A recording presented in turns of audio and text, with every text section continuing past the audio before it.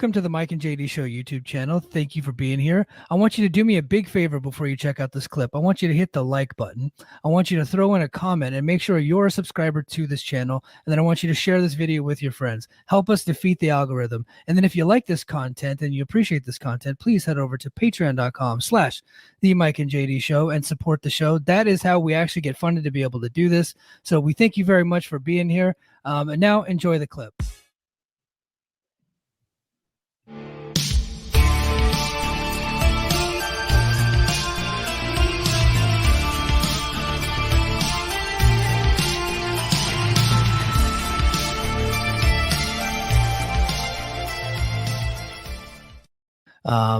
Rebellion is going to be on 420, and this makes Lucha Doncic very happy.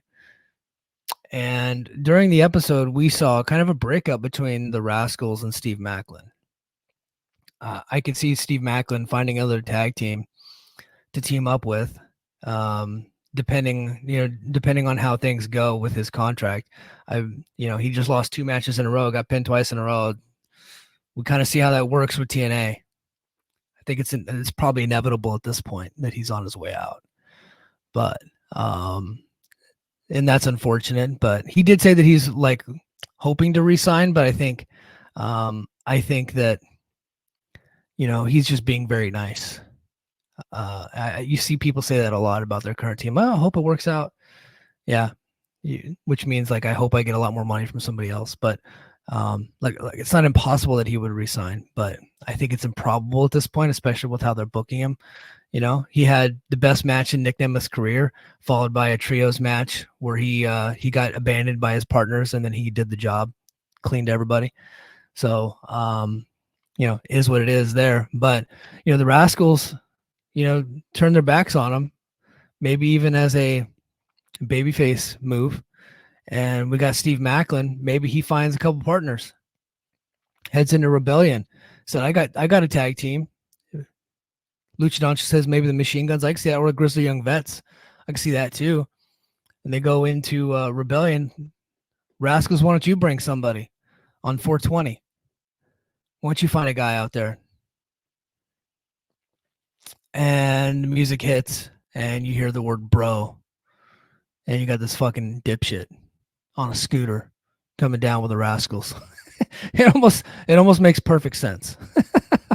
Riddle has been talking about coming into TNA since he got released, and they just never did it.